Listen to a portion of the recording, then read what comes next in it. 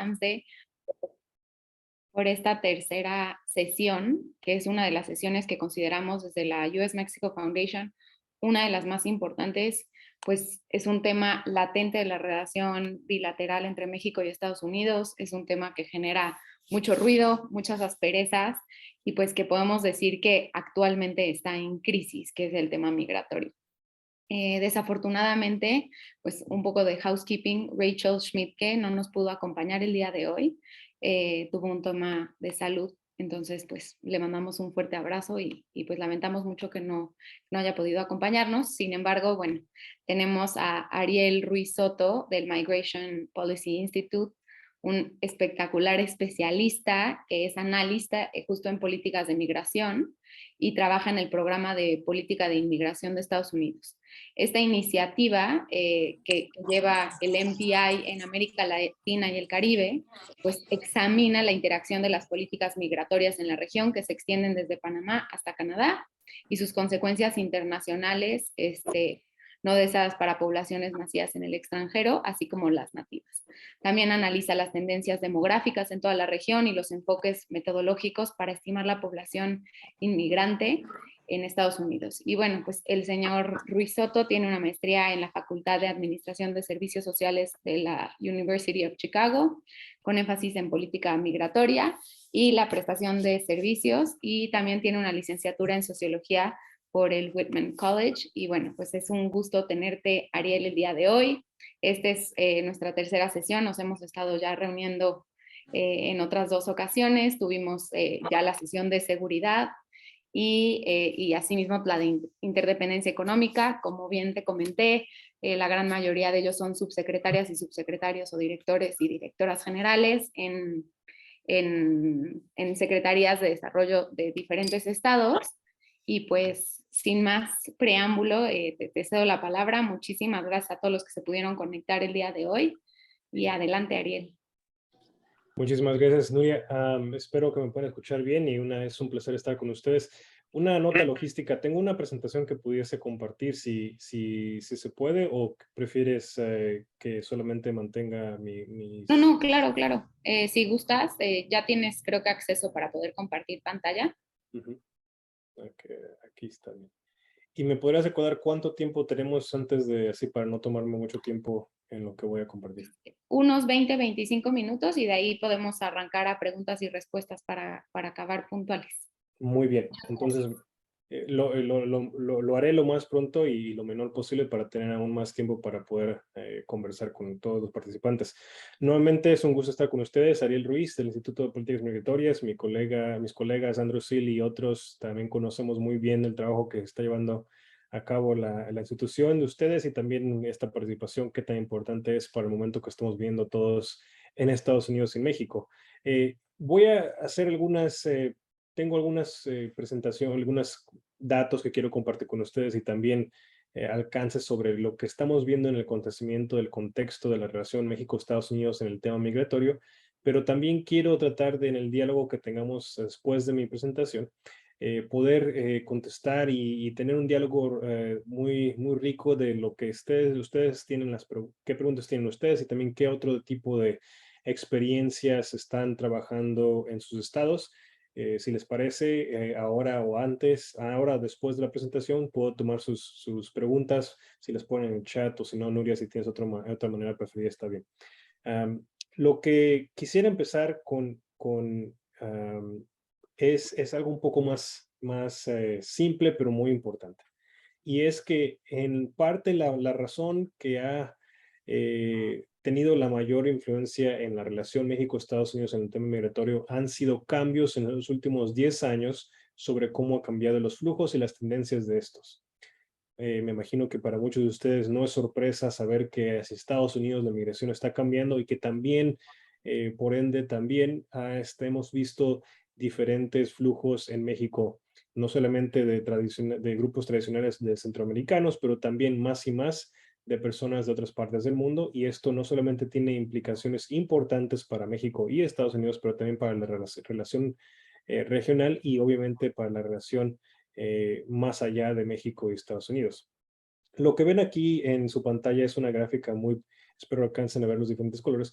Es una gráfica sobre cómo han cambiado los flujos y cómo se han hecho más diversos en los últimos años hacia Estados Unidos.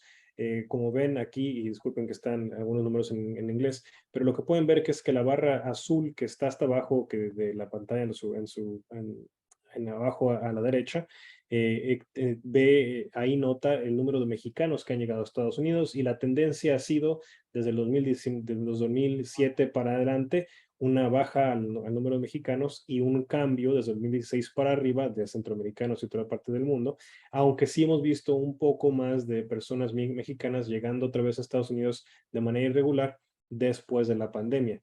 Vamos a entrar un poco más a la pandemia, pero lo que quisiera aquí que se lleven de esta gráfica no solamente es el número de mexicanos, pero también el número de personas de otros países. Obviamente Guatemala, Honduras y Salvador siempre han sido desde el 2002 a 2016 han sido una parte importante del flujo mexicano migratorio en México y en Estados Unidos, pero también ahora quiero que pongan atención a la parte de la barra que es azul bajito, en el cual pueden ver que se empieza a diversificar el número y la proporción de personas de otros países. En este caso, mayormente del Caribe, pero también de Asia y partes de África.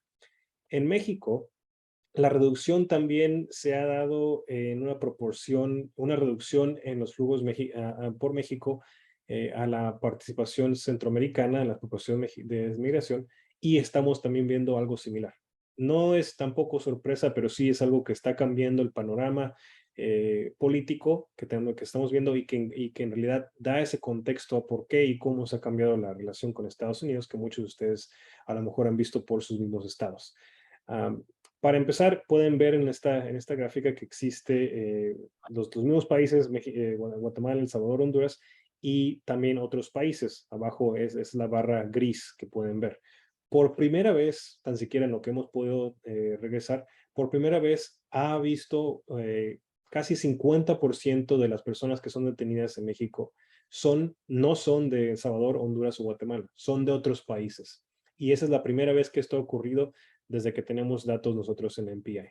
Esto es muy importante porque ahora no solamente reflexiona o refleja lo que estamos viendo en Estados Unidos, pero también un flujo que está cambiando y que también pone otro tipo de circunstancias para las agencias estatales, que a lo mejor muchos de ustedes son parte, y también para las agencias federales en cómo poder apoyar y ordenar el flujo migratorio en el país. Si ven la barra gris en 2022, que solamente contiene desde enero hasta julio de este año, ven que es casi lo mismo, sino un poquito más que las tres otras partes que son de Honduras, Guatemala y El Salvador. Cabe mencionar aquí, antes de seguir, que el flujo, si ha cambiado de una manera importante, también tiene la composición diferente.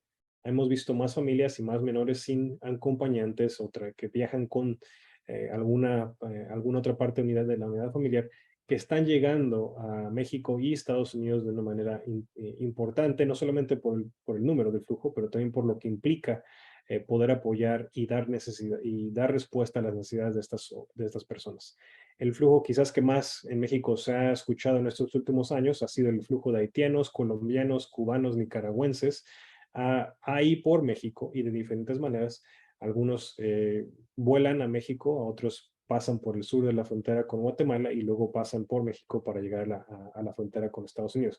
Pero lo que implica aquí nuevamente es que el flujo está cambiando, no solamente en Estados Unidos sino también en México. Otra manera de ver este tipo de flujo es entender un poquito más, desglosar los números que estaba mencionando antes y ver esta migración que nosotros llamamos extrarregional, por no tener otro nombre un poco más adecuado, extrarregional, refiriéndose a otras partes personas de otros países que no son Guatemala, Honduras y El Salvador. La tabla que ven aquí enseña el número de personas que han sido encontradas o detenidas en la frontera México-Estados Unidos de los últimos años fiscales, y pueden ver que, por ejemplo, en el 2019 el número mayor, aparte de mexicanos y centroamericanos, había sido Brasil, en 2020 habían sido cubanos, en el 2021 son Brasil, y ahora otra vez en 2022 son cubanos. Se preguntan muchos por qué Brasil. Es usualmente porque personas que vivían en Haití tenían hijos o familiares que se habían nacido en ese país y por eso, o si no casados en ese país y por eso obtenido nacionalidad brasileña también.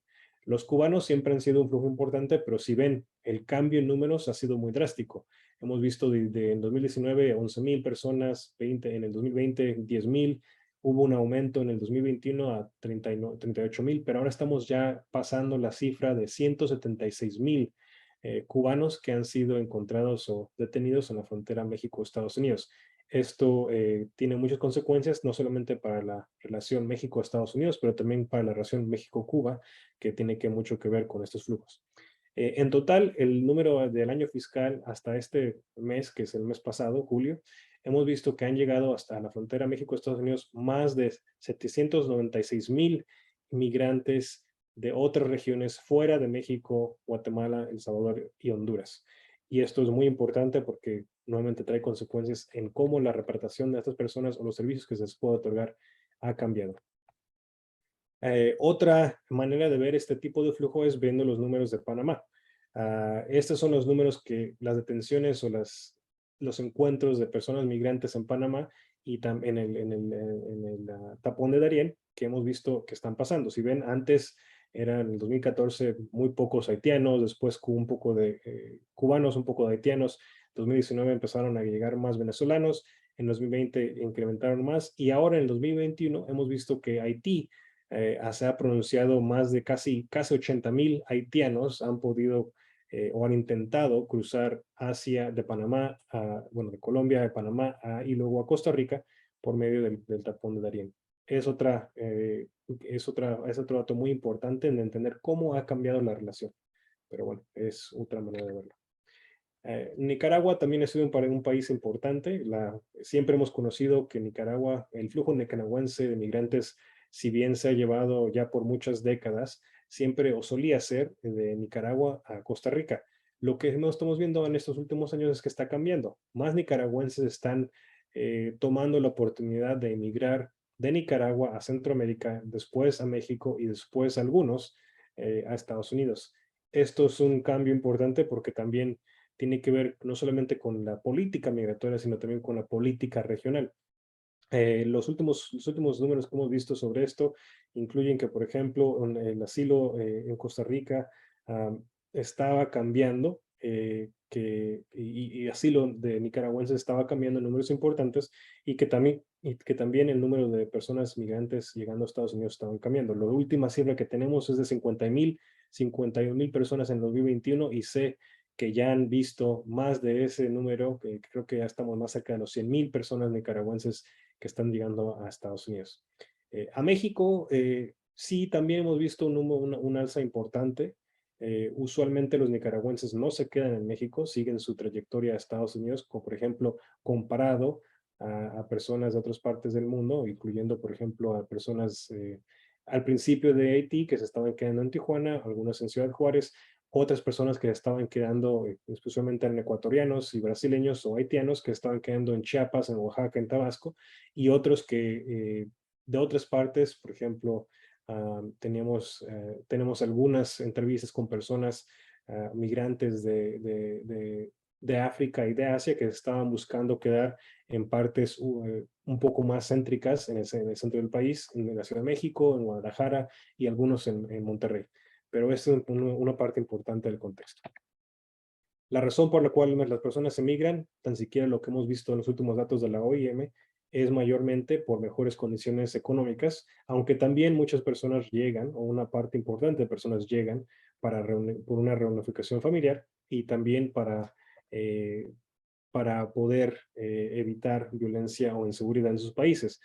Algunas personas regresan y la razón por que regresan a sus países es por episodios de violencia, abuso, engaño y otro tipo de amenazas en México y también en Estados Unidos. Pero más importante en este caso es el abuso y la experiencia que muchos de estos migrantes se ven enfrentando en México ya por varios años atrás.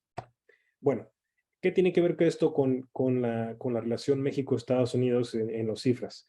En realidad los números nos reflejan la complejidad del flujo migratorio, pero también nos enseñan cuándo y cómo se ha adaptado bases en los últimos años la colaboración entre los dos países. En el 2019, muchos de ustedes recordarán, cuando el presidente Trump dijo que iba a imponer aranceles a México si no podrían controlar más el flujo de, en ese caso, en ese momento, centroamericanos. Después de muchas negociaciones, se dio una declaración conjunta entre México y Estados Unidos en junio del 2019, en el cual México aceptó desplegar la Guardia Nacional a la frontera sur permanentemente y también aceptar a más personas por medio del programa que se llamaba MPP o Protocolo para Migrantes, Protocolo de Protección para Migrantes, que vamos a platicar en un momento, y también ayudar y apoyar a detener a más personas o más coyotes o personas traficantes en México. Pero ahí es donde hubo un cambio muy importante en 2019.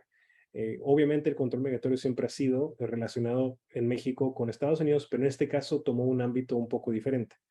Fue más, ha sido más militarizado y también más presente en el interior, no solamente en en la frontera sur y en la frontera norte.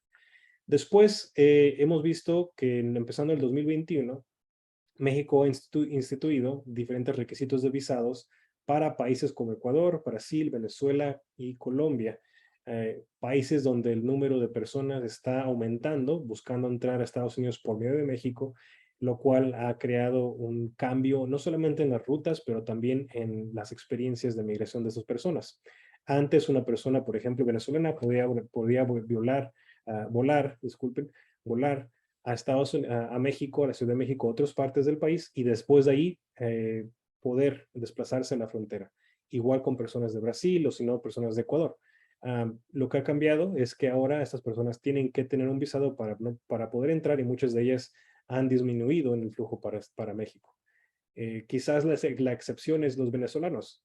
Aún con la imposición de esta visa, hemos visto un incremento en el número de venezolanos que están pasando por México, que ahora lo hacen de manera terrestre por Centroamérica y llegando a la frontera con Guatemala y México. Otra señal en el cambio de la dinámica y la colaboración con Estados Unidos, así fue la declaración conjunta en marzo de 2021, otra vez durante un periodo importante en la alza de flujos migratorios. En este entonces fue el presidente Biden y el presidente López Obrador quien decidieron incrementar no solamente el control migratorio, pero también apostar a incluir nuevas maneras de flujos migratorios laborales hacia México y hacia Estados Unidos. Vamos a tocar un poco más sobre eso, pero es importante notar que entonces en este momento se cambió no solamente de coordinar en manera de control, pero también en manera de protección y de canales de migración regular. Uh, También, y una parte que a veces no tiene mucha visibilidad, pero es importante, es que México en ese entonces, en marzo de 2021, aceptó o decidió incrementar su control migratorio adentro del país, incluyendo no solamente en el sur de México, pero también en el centro y en el norte del país, no solamente con usualmente inspecciones, verificaciones de documentos, pero también en algunos casos con operaciones o redadas a ciertos lugares de migrantes que estaban en el país de manera irregular. Hemos visto que el 45%, por ejemplo, en el 2021, el 43%, disculpen, de las detenciones de migrantes en México ocurrió solamente en 2 meses, en agosto y en octubre. Eso significa que después de la implementación de este tipo de acuerdos, hemos visto siempre usualmente la contención en México elevarse. Dos puntos muy rápidos que tenemos que tocar, y me imagino algunos de ustedes tendrán preguntas, son cómo la política en Estados Unidos ha afectado la cooperación en México. Y el primer ejemplo de esto fue los protocolos de protección al migrante, o MPP, algunas personas le llaman Quédate en México, que fue un programa que ahora ya no está establecido, que está en términos de terminar, y es un diseño que fue diseñado en el 2018, pero implementado en enero de 2019 para esencialmente trasladar a migrantes que estaban llegando a la frontera con Estados Unidos buscando asilo en Estados Unidos, pero regresándolos a México es para ahí esperar completar su proceso jurídico y ver si sí o no podrían ingresar a Estados Unidos. Este programa empezó con miles de personas en El Paso, en el área de Paso, Texas, con México, y después fue expandido a otras partes del país hasta que tomó parte por todas partes de la frontera. Esto fue nuevamente relacionado a la creación de 2019, cuando en ese entonces se decidió establecer el programa más amplio. Ahora cabe mencionar que el programa fue terminado el mes pasado, y que estamos viendo que las personas que estaban en este programa inscritas ahora van a gradualmente ser dejadas entrar al país para poder continuar sus casos. El título 42 es otra parte que tenemos que comentar. Es el reglamento que hemos visto que autoriza a las autoridades de salud en Estados Unidos rechazar la entrada a personas por razones de contagio, en este caso de COVID, que así ha impedido y cambiando en realidad la función en la frontera con Estados Unidos. Pero lo más importante de este caso, en el título 42, es que México ha aceptado colaborar con Estados Unidos al recibir retornos de países centroamericanos, no solamente de mexicanos, y también de cubanos y nicaragüenses, empezando en abril de este año.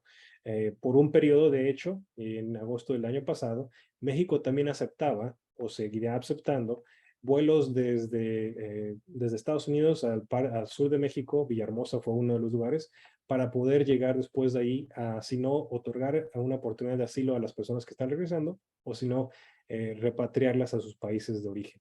Esa es una diferencia importante. Pero la colaboración también se ha extendido no solamente a control, sino también a protección a migrantes. Una de ellas, que pienso que es importante mencionar con ustedes, es el protocolo para recibir a mexicanos repatriados por puentes de entrada entre México y Estados Unidos. Cada año, aunque ha disminuido, cada año 200,000 personas mexicanas han sido regresadas o retornadas, repatriadas a México. No solamente por puertos de entrada, que hay 11 en la frontera México-Estados Unidos, pero también en el interior del país. Usualmente la Ciudad de México, también Guadalajara, Morelia, Michoacán, Tabasco, también ha habido una ruta para allá. Este tipo de número es importante y este tipo de acuerdos son importantes porque también establecen cómo se colabora para recibir a mexicanos de regreso al país y bajo qué circunstancias se les puede otorgar servicios y necesidades. También otro protocolo que es importante el conocimiento con ustedes es el protocolo para menores no acompañados. México y Estados Unidos tienen un protocolo para poder apoyar a menores centroamericanos o de otras partes del mundo, a apoyarles a ser reunificados con su familia en Estados Unidos cuando el DIF y las autoridades que trabajan con los menores en México deciden o ven que el mejor interés de esta persona, del menor, es estar con su familia en vez de estar en México. Es un programa muy pequeño, empezó el año pasado, antepasado, para poder apoyar a algunas personas que habían sido, quienes habían sido separadas en la frontera con Estados Unidos y México, y esperemos ver que esto siga y que mejore y que sea expandido en este año o el año que entra. Aunque México también tiene un sistema de asilo o protección más amplio que Estados Unidos, porque tiene México como signatorio o como participante del protocolo de Cartagena, de la creación de Cartagena. México puede apoyar y otorgar protección a personas por razones de conflicto interno y también por violencia generalizada. Esto no es algo que pueda hacer Estados Unidos, y de hecho México tiene un sistema un poco más abierto. Lo que sucede, de todos modos, aunque está este tipo de colaboración sobre cómo México puede ayudar a más migrantes, también no solamente ocurre sin diferencias del programa. Hemos visto, por ejemplo, que existe una preocupación muy importante sobre qué le pasa a las personas migrantes cuando no pueden acceder a un CURP o a un RFC que les ayude a poder trabajar en México. Muchas personas, antes de que en el transcurso en el que están solicitando su asilo en México, su refugio, no tienen todavía los documentos para poder trabajar o incorporarse a los servicios de la sociedad en diferentes estados. Entonces, a lo que voy con esto es que no solamente con la colaboración, con este tipo de colaboración, se refiere o significa que las personas están siempre accediendo a los servicios o a la protección en México. En esta gráfica pueden ver que el número de solicitudes está planteando muchos retos importantes de capacidad en México. La Comar, que es la institución que recibe las solicitudes de refugio en México, se ha habido completamente, en ciertos casos, sobrepasada por el número de solicitudes. Hemos visto, por ejemplo, aquí que en 2013 había menos de 5,000 solicitudes cada año. Para el 2019 hubo 71,000. Para el 2020 bajaron por la pandemia y luego el 2021 sobrepasaron casi los 130,000 solicitudes en México. Obviamente no todas las personas que solicitan asilo se quedan o se les otorga el asilo, pero con este simple aumento, México se ha localizado en el número 3, el país número 3 en el mundo que ha recibido más solicitudes de refugio en el mundo, después de Estados Unidos y Alemania. El 2022 hemos visto que casi los 80,000 personas han llegado a solicitar hasta este momento solicitudes de refugio y esperemos que siga aumentando, aunque quizás no vaya a sobrepasar las solicitudes del número anterior. Ya voy para terminar aquí. El futuro de la relación en México-Estados Unidos en términos de migración tiene que ver no solamente con México y Estados Unidos, sino cómo los dos países trabajan y gestionan una migración más regular y cooperativa entre los países desde Canadá hasta Panamá. Se debe, y pienso que México lo ha intentado con Estados Unidos en unos últimos eventos, crear mejores vías de migración laboral en toda la región, no solamente Canadá, no solamente Estados Unidos y México, a México, pero también a Canadá y a Costa Rica. Se requiere que en la relación entre México y Estados Unidos haya mejor habilidad de profesionalizar la aplicación e incorporar mecanismos de transparencia en el control migratorio. Esto me refiero particularmente a cómo, por ejemplo, INAMI, el Instituto de Nacional de Migración de México, lleva a cabo sus operaciones, pero también cómo Comar y otras instituciones otorgan protección a estas personas. El tercer punto es poder reiniciar y mejorar el asilo en Estados Unidos. Debe ser claramente parte de la colaboración de México, porque México no por sí solo no tiene la capacidad para recibir ni tampoco para controlar el flujo por sí solo de migrantes, especialmente migrantes más diversos de partes más diversas del mundo. Otro punto es invertir en el desarrollo económico institucional. Esto no significa solamente, por ejemplo, agencias como Amexid o otras en poder llevar a cabo programas en Centroamérica, pero también en invertir el presupuesto que se tiene para programas en México de recibir a personas y además. Y también, por último, pasar de soluciones ad hoc, que es lo que hemos visto antes cuando hay un alza en el número de migrantes, suele cambiar o llegar a cabo un tipo de acuerdos. Tenemos que ser un poco más, tenemos que planificar mejor en vez de reaccionar tarde a los problemas que estamos viendo. Para terminar, solamente les quiero plantear las oportunidades. Sabemos que en este año se supone que a finales de este año, quizás en noviembre o en diciembre, se habrá la cumbre de liderazgo de América Norte en México, la Ciudad de México. También se está armonizando los esfuerzos después de la cumbre de las Américas, que sucedió en junio, y existen aperturas en la colaboración de materia de migración con otros países como Honduras, Costa Rica y Colombia, y también es importante notar que aún existen ciertos episodios un poco más difíciles de responder en Nicaragua, Haití y Venezuela, donde las condiciones pueden seguir motivando más migración. Obviamente las olas de COVID y las ramificaciones que tiene COVID van a seguir afectando a los países de origen y la migración, pero por el momento ahí les dejo. Espero que tengamos todo buen tiempo, Nuria, para poder entrar a preguntas y diálogo. Quizás para concluir, la migración siempre ha sido una parte importante en la impresión de México y Estados Unidos, pero en este momento hemos visto que se ha evolucionado de una manera más importante, bajo y siempre en respuesta a los flujos que estamos viendo en la región. Por el momento lo dejo ahí. Aquí está mi información. Si tienen alguna pregunta, con gusto podemos atenderles y ahí lo dejo, Nuri. Muchísimas gracias, Ariel. Creo que planteaste justo todo lo que está pasando en América Latina y en Centroamérica y cómo impacta esto a México y Estados Unidos. Y mencionaste algo muy importante que es la Declaración de Los Ángeles sobre Migración, que se anunció recientemente en la Cumbre de las Américas, me parece que en marzo o en abril, que justo incluye como las diferentes secciones de promover la gestión humana de la migración y crear un enfoque compartido. Sin embargo, pues yo creo que desde todas nuestras trincheras vemos que el tema legislativo es muy importante y pues al final el poder legislativo es quien Ujú. principalmente pues afecta la política interna. Entonces pues creo que ahora sí les soltamos la palabra a todas y todos ustedes para ver qué propuestas nos puede brindar Ariel o qué dudas surgen desde sus estados y sobre todo pues todos estos estados fronterizos.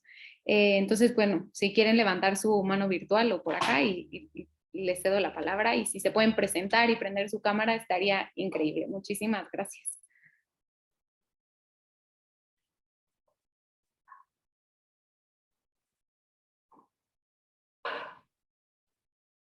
Bueno, creo que creo que están un poco penosos. Pues a mí me interesa muchísimo que nos hables un poco sobre si hay alguna recomendación del Congreso estadounidense actualmente que se esté trabajando pues para crear ese enfoque compartido que mencionaron en la Cumbre de las Américas durante abril y qué significa eso en la práctica, ¿no? O sea, qué legislación nacional podría considerarse necesaria para lograr una gestión como más humana de todo el tema del flujo migratorio. Claro, mira, no existen propuestas que pensamos van a poder pasar el Congreso en Estados Unidos. La realidad es que el Congreso de Estados Unidos está muy dividido entre demócratas y republicanos, pero sí existen dos propuestas que pienso tienen importancia para notar en este caso. El primero de ellas es una propuesta que busca enfocar no solamente los recursos de control migratorio en la frontera México-Estados Unidos, pero también de apoyar a México y otros países con fondos, con más financiamiento, pero también con asistencia técnica para poder ayudar a mejorar las instituciones y también la supervisión de estas instituciones en cómo hacen el control migratorio. Es importante esto porque quizás una de mis dudas que me ha quedado en los últimos 2 años sobre México-Estados Unidos es ¿qué le apuesta a México?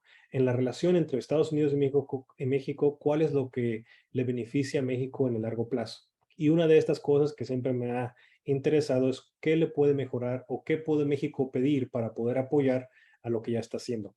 Fondos financieros o si no asistencia técnica no van a ser el fin de lo que puede pasar en la región, ni tampoco van a ser la solución única, pero sí pueden apoyar de una manera importante y que pienso que México no solamente lo necesita en la frontera, por ejemplo, ciudades como Tijuana, Ciudad Juárez, Matamoros y otros lugares donde se requiere más recursos y mejor atención de las dos partes de la frontera. Otra propuesta que estamos viendo que puede ayudar o que podría ayudar se refiere a entender cómo se comparte la información entre México y Estados Unidos, pero también, más bien, cómo Estados Unidos comparte información con México y con otras partes de otros países en Centro y Sudamérica para poder apoyar ese tipo de difusión, o sea, de entender si en Panamá estamos viendo que X número de personas de haitianos o de Venezuela están llegando, para así poder estar mejor preparados para cuando lleguen estas personas, por ejemplo, a México, tengamos un mejor mapeo de cuáles son, de dónde van o de qué quieren para poder así de esa manera ayudarles. Tenemos que ser a lo mejor me faltó esto decirlo antes, pero tenemos que entender que si bien estamos ahorita viendo un capítulo de la migración que tiene que ver con personas de Haití o Cuba o Venezuela, tarde o temprano va a cambiar este tipo de flujo migratorio y tenemos que estar preparados para ese inicio, por ejemplo, para personas que están llegando de África o de Asia y que en este momento el sistema simplemente mexicano no está preparado para poder apoyarles. Entonces, esa otra propuesta en Estados Unidos para poder apoyar la transferencia de ayuda de datos de inteligencia con México sería muy importante. Cabe mencionar que, claro, México y Estados Unidos comparten información, ya lo han hecho desde años atrás, pero no una información que se requiere antes. Antes la información era de mexicanos que regresando, o centroamericanos en México. Tenemos que intentar de mejorar los sistemas de transferencia para estar mejores preparados. Son dos propuestas que realmente no creo que vayan a poder pasar las barreras en Congreso de Estados Unidos porque en Estados Unidos decir cualquier cosa de migración tiene que ver con la frontera y hasta que no se vea o se perciba un cambio importante en la frontera, es muy difícil que el Partido Republicano en Estados Unidos apoye estas propuestas y en particular siendo que las elecciones de medio término están por llegar en unos meses. En noviembre las esperamos con mucha lupa.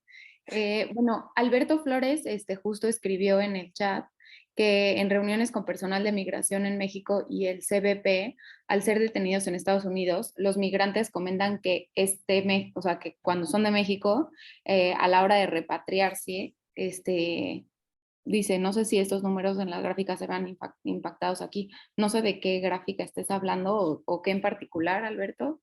Eh, Adelante. Buenas tardes a todos. Alberto Flores, subsecretario en la región norte de Desarrollo Económico en Coahuila. Y Ariel, muchas gracias por tu presentación, muy completa. Me gustaría, Nuria, si me la pudieras mandar por correo electrónico, si acaso nos autoriza aquí el maestro. Y mi pregunta realmente es que cuando tenemos reuniones de inteligencia, tanto de Coahuila como del sur de Texas, y lo veo más que nada porque en Coahuila somos pues un estado directamente impactado por la migración. Claro. La información que estamos intercambiando es que la mayoría de las personas que cuando hacen las pesquisas y toman a las personas que van a repatriar, la mayor parte te dicen que son de México, porque si llega a haber una oportunidad de que digas que soy de Nicaragua y te van a mandar un avión a Nicaragua, pues prefieren mejor que los manden a México, a la frontera, y siguen teniendo opciones para intentar otra vez cruzar, intentar otra vez cruzar. Honestamente, yo sé que están viendo ustedes a un nivel, no sé, probablemente si no eres un estado fronterizo no es el impacto que estamos teniendo nosotros, pero imagínense ustedes la plaza más bonita que tengan de la ciudad donde ustedes radican y que en los truenos o en los arbolitos que tienen ahí adornando la plaza, ahí te cuelguen las camisetas y los shorts y todo, y realmente llega a ser un problema social pues ya muy marcado para nosotros, de lo cual pues obviamente no hay recursos federales para apoyo y no deja de ser un problema pues grave en los que vivimos en la frontera, ¿no? Sí, me parece que tus comentarios, y gracias Alberto por tus comentarios, me parece que tus comentarios sacan dos cosas importantes. La primera es que ciertamente los flujos y la falta de capacidad en Estados Unidos de no poder admitir o retornar a personas de diferentes países pone una presión más alta en las ciudades fronterizas de México. Y eso es lo que me refería antes. México hasta este momento ha decidido colaborar con Estados Unidos en varias maneras, pero no siempre ha tenido una estrategia clara en qué o cómo México va a apoyar a México en hacer este tipo de control y apoyar a las personas y especialmente a las ciudades fronterizas. Eso es lo que me refería. Pero la segunda parte también tiene que ver, bueno, son tres partes. La segunda parte tiene que ver con la falta de institución y capacidad en Estados Unidos para poder detectar y identificar a personas de diferentes nacionalidades. Simplemente, no sé, no tengo cifras para poder decir o poder confirmar la conversación que has tenido con autoridades estadounidenses, pero sí sé que muchas personas, a veces antes, por ejemplo, siendo haitianos, decían que eran africanos para poder regresar a México en vez de regresarse a otras partes de la región, porque se les hace más difícil de ser deportados. Aún así, pienso que tiene que haber mejor precisión del gobierno de Estados Unidos, y creo que lo tienen, la tecnología para hacerlo, pero todavía no tienen los mecanismos como para poder hacer este tipo de transferencia o de identificación de personas. Existe, sí, ya diferentes pláticas dentro del gobierno, y hemos estado parte de algunas de este tipo de conversaciones para poder mejorarlo, pero todavía no se queda claro cómo podemos, por ejemplo, tener ayuda consular de diferentes países en la frontera para confirmar su identidad antes de que sean repatriados a sus países o si no, regresados a México. Eso pienso que ahí tener mejor presencia consular en Estados Unidos de otras naciones, por ejemplo, de Haití, de Honduras, sino de Venezuela o de otro tipo de país, Cuba, por ejemplo, es muy, muy importante. Y desafortunadamente la política, en este caso en Estados Unidos, ha tropezado ese tipo de efectividad que quisiéramos ver. El tercer punto, y lo quiero ser muy, muy, muy, muy claro con esto. Sí, los migrantes como ahora han sido en Coahuila, si no antes en Tijuana, después en Ciudad Juárez y antes en Matamoros y otros lugares, y también, por ejemplo, en partes del sur de México, sin tener mejores apoyos del gobierno y de la comunidad misma de ellos, suelen albergarse en centros públicos, lo cual causa daños no solamente económicos, pero también es difícil de poder apoyar a personas sin tener un poco de motivación. Hemos visto, por ejemplo, cuando estuvimos en México en abril y en mayo, que algunas personas prefieren no ir a un albergue, prefieren quedarse en las plazas o centros de las ciudades porque piensan que al irse corren riesgo de no regresar. Y eso pienso que tiene que ver una campaña de información, no solamente para los migrantes, de los gobiernos de los dos países, pero también de los estados, para poder ser muy claros de lo que va a ser y puede ser esta situación de vivienda para ellos. Pero tampoco quita, como mencioné al principio, esa presión a las ciudades. Por eso me importa mucho qué es lo que México va a pedir o puede pedir a cambio de lo que está haciendo la colaboración con Estados Unidos. No siempre se va a tener todo, pero pienso que sí tenemos que afinar más. Si México va a seguir aceptando, por ejemplo, cubanos y nicaragüenses bajo el título 42, cómo y dónde se van a establecer vínculos para poder apoyarles y que no lleguen a un centro de ciudades o una plaza o cualquier tipo de lugar no deseado, no solamente porque, nuevamente porque implica daños económicos o sociales, pero también porque no es para el mejor de los migrantes mismos. No les otorga una estabilidad que se merecen y tampoco un acceso a servicios de diferencias, pero pienso que tiene que ver un poco más la relación y no dudo que en pláticas antes de la cumbre que se va a dar en noviembre o en diciembre, este tiene que ser un tema importante en el cual el gobierno federal mexicano tiene que plantear un poco más su estrategia. Gracias, Alberto. Espero haber respondido bien a tus comentarios. Buenísimo. No sé si alguien más tenga una pregunta, tenemos todavía tiempo. Sí, O comentar un Nuria. poco. Adelante, Enrique. Gracias. Enrique González del Estado de México. Muy interesante la presentación. Muchas gracias, Nuria y Ariel, por los comentarios. Comentarles que el Estado de México, obviamente por encontrarse en el centro económico del país, rodeando la Ciudad de México, no somos un tema muy importante o no padecemos de la problemática que enfrentan los estados fronterizos del país, tanto en el sur como en el norte, somos más bien de paso. Sin embargo, sí contamos con una muy importante presencia de mexiquenses en los Estados Unidos que a lo largo de los años han ido migrando allá. Muchos de ellos ya son legales, ustedes deben de conocer los números, pero son varios cientos de miles o millones de mexiquenses que viven en los Estados Unidos. Incluso, pues, de aquí del sur del estado, en la zona cercana a Michoacán, hay corridas diarias a Chicago de camiones. Entonces tenemos un intercambio muy importante, pero la mayoría de ellos ya cuentan con algún estatus migratorio en los Estados Unidos. Y esto se logró gracias a algunas oficinas que tenía el gobierno del estado, y algunas de ellas se mantienen en los Estados Unidos, con el propósito de darle atención a estos grupos migrantes por parte del Estado de México. Incluso el gobernador recientemente entregó permisos temporales para que pudieran visitar a familiares mexiquenses que están ubicados y tienen familiares allá, ¿no? La mamá que tiene 10 años de no ver a sus hijos, etcétera, les consiguen estos permisos temporales, pero buscamos siempre hacerlo de manera institucional y para ello tenemos en el Estado de México una coordinación de asuntos internacionales que es una especie de mini cancillería que lleva todas las relaciones precisamente para los temas de relaciones internacionales, pero sobre todo la relación con los migrantes.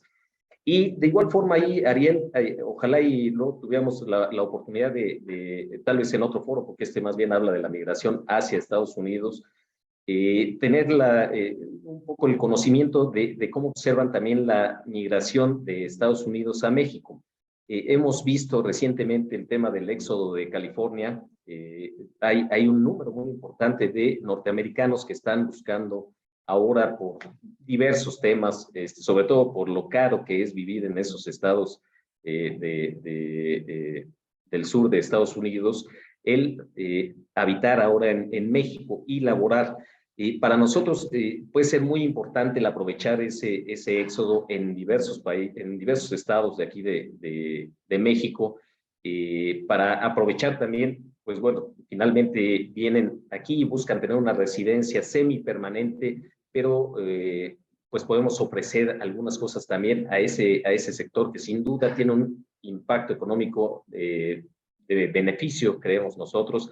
Si se hace una colonia de migrantes de California en un estado donde aquí van a habitar y van a, sobre todo por el tema de los tratamientos médicos, hemos estado observando ese tipo de fenómenos e incluso hemos estado teniendo conocimiento de algunos desarrollos que se están enfocando en atraer a este tipo de personas. Para nosotros resulta interesante el también conocer luego estos movimientos que se dan. Finalmente, decirles que lamentablemente observamos a nivel mundial algunas tendencias preocupantes, sobre todo en el tema de alimentos. Observamos temas de sequías, lluvias, que creo que en los próximos años van a incidir de manera muy importante en los fenómenos de migración alrededor del mundo y pues lamentablemente creo que es un tema que si no abordamos con cuidado y vamos diseñando los mecanismos de atención, pues sí nos vamos a ver un poco abrumados frente a estos flujos migratorios por las, reitero, distintas circunstancias que observamos y que no son buenos augurios para el tema de la migración, ¿no? Muchísimas gracias y a sus órdenes.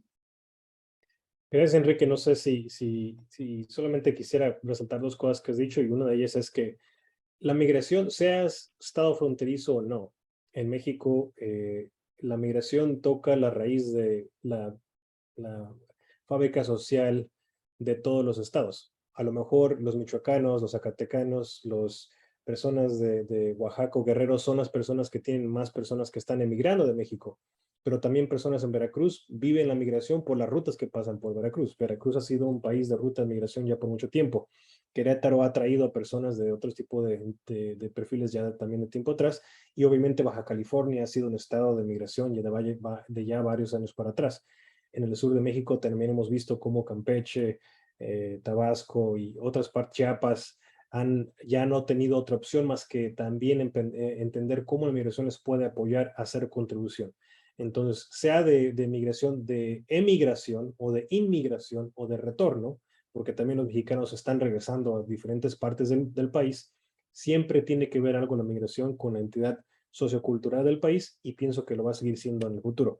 El punto sobre el retorno de personas, bueno, la migración de estadounidenses a México ha sido también muy visible desde este lado y tenemos que entender que quizás esa es otra área de cómo entendemos la migración, la colaboración migratoria con Estados Unidos. México puede, por ejemplo, ayudar o facilitar este movimiento siendo más transparente y también bajo mejor organización, que pienso que es lo que falta en este momento para poder de ese momento beneficiarse de este tipo de migración también. Me estoy refiriendo solamente a impuestos, pero también a la contribución económica que están trayendo estas personas. No sé si les comenté, pero yo soy michoacano, entiendo, tengo familiares en el Estado de México, en la Ciudad de México, y entiendo muy bien todo el contexto migratorio en esa parte del país, así que aun cuando no se afecta directamente a un Estado, siempre tiene mucho que ver en maneras un poco más invisibles que muchas veces pasan por desapercibidas. Eso es todo lo que iba a agregar, Nuria. Muchas gracias, Ariel. Pues una última pregunta de Ahuizotl, subsecretario de Economía. Adelante. Hola, buenas tardes. Oye, Ariel, perdón, preguntarte lo siguiente. Una práctica, en Sinaloa tenemos, evidentemente, tenemos el paso del famoso, ¿cómo se llama? Se me fue el nombre del tren que va hasta La bestia, Estados Unidos. Mande. de la bestia. Exacto, el monstruo iba a decir, pues sí, lo mismo, monstruo bestia. Sí, la bestia, exactamente. Tengo paso y tengo pues mucho inmigrante acá que cada vez son más acá también en Sinaloa.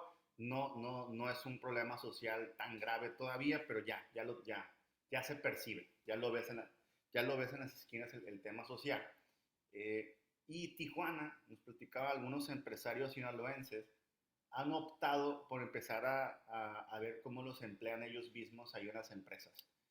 la pregunta va a la siguiente medida. ¿Tú crees que el Estado mexicano debe tener una política de pronto empleo para ellos y facilitar el tema de empleabilidad de ellos en lugar para generar un menor impacto social y de pobreza que se genera en el paso de ellos? Como empresario ya sabemos que nos van a durar 2 o 3 meses, ya lo sabemos. 4 meses máximo en tu empresa. Tijuana creo que había pedido incluso algunos permisos especiales para contratar temporalmente a estos personajes, que normalmente duran 4 meses máximo, si bien te va 6 meses, porque ya sabemos que ellos no se quieren quedar. Pero ponle que de cada 10 uno diga, no está mal la vida acá. ¿Tú crees que el Estado mexicano debería flexibilizar el tema de empleo temporal para los inmigrantes? Eso ha sido de hecho, no solamente creo que sí se debe hacer, pero pienso que ha sido una parte, un pilar importante de la relación entre Estados Unidos y México de la última vez que se encontraron el presidente López Obrador y el presidente Biden en Washington. Si vemos en la declaración de Los Ángeles desde junio, en este junio, un pilar importante es mejor agilizar y mejorar los mecanismos laborales para que migrantes puedan llegar a satisfacer y abrir los mercados en industrias en diferentes tipos de países, de estados en México, también en Estados Unidos. Eso pienso que va a seguir.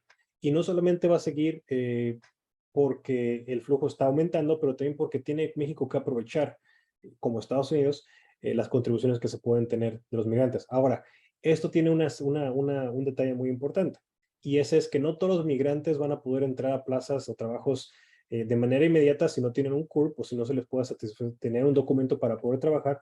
Entonces tienen que tener ese estatus temporal, tan siquiera temporal, para poder estar en el país y trabajar de esa manera. Sabemos que obviamente muchas personas trabajan de manera informal, pero lo preferido o lo mejor sería que trabajaran en industrias de forma laboral formal.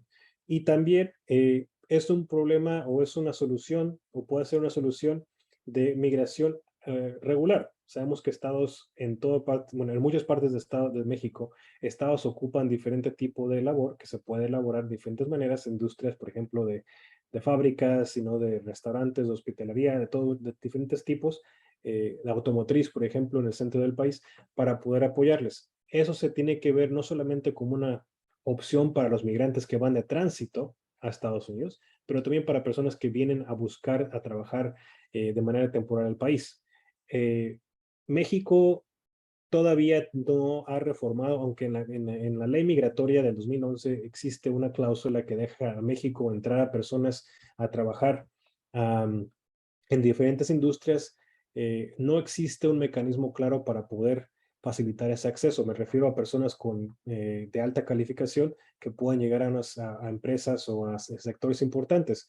También existen similares aprendizajes que se pueden reflexionar en industrias que requieren menores habilidades o mejores de cualificaciones bajas o medianas, pero tiene que cambiar. Lo último que quisiera agregar sobre eso es que tiene que ver también con la demanda laboral. Y esto no solamente es algo que implica en Estados Unidos, en México, pero también en Estados Unidos.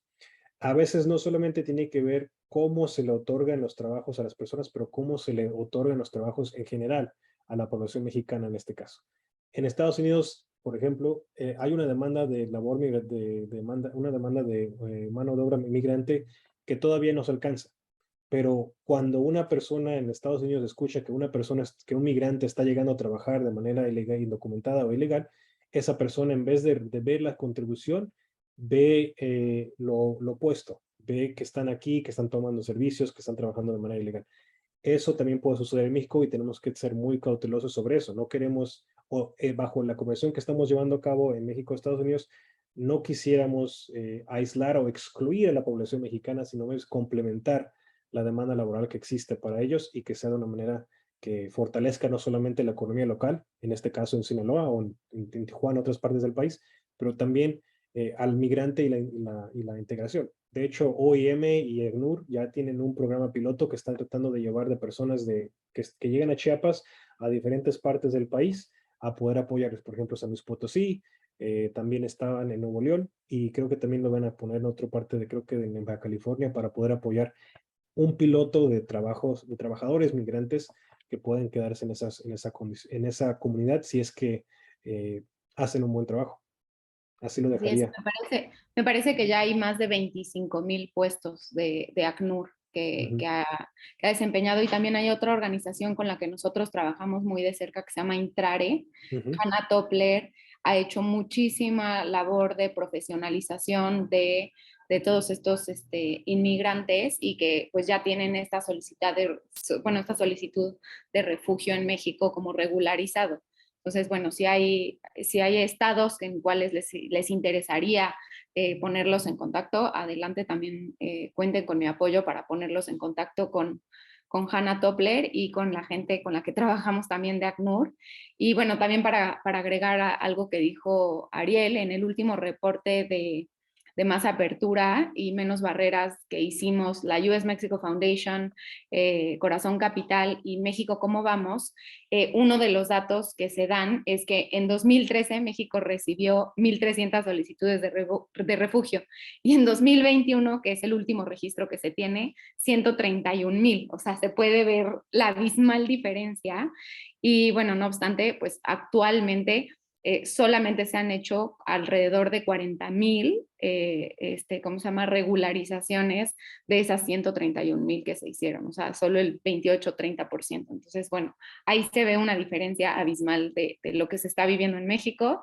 Creo que es una problemática pues a nivel nacional, y que a través de las Secretarías de Desarrollo de Estado sin duda se puede trabajar. Entonces, bueno, con muchísimo gusto, cuenten con que los ponga en contacto con Intrare y con la gente de ACNUR, con muchísimo gusto. Y sé que mucha gente, Ariel, de una vez te pongo un poco en the spotlight, me está pidiendo tu presentación, si me la puedes hacer llegar para que yo se la haga llegar a la AMCE y la podamos compartir. Y bueno, pues muchas gracias a todas y todos, sobre todo pues a ti, Ariel, por tu tiempo, por tus insights. Y bueno, vamos a tomar la foto grupal para cerrar la sesión. Si todos pueden prender su cámara unos segunditos para la foto. Muchísimas gracias. Claro que sí, con gusto te mando la presentación para que la compartas con los participantes. Es un gusto estar con ustedes. Tú nos dices, Ernesto. Todos estamos muy sonrientes. Buenísimo. Pues muchas gracias a todos y todos por su tiempo. Nos vemos el 21, que es nuestra última sesión, que será Soft Power. Y pues bueno, les tenemos ahí unas sorpresitas de quiénes serán nuestros speakers para esa última sesión. Gracias por todo, Ariel. Un gusto, como siempre, escucharte, y gracias a todas y todos. Buen día. Gracias, buenas tardes. Gracias, buenas tardes. Gracias. Gracias. Buenas tardes.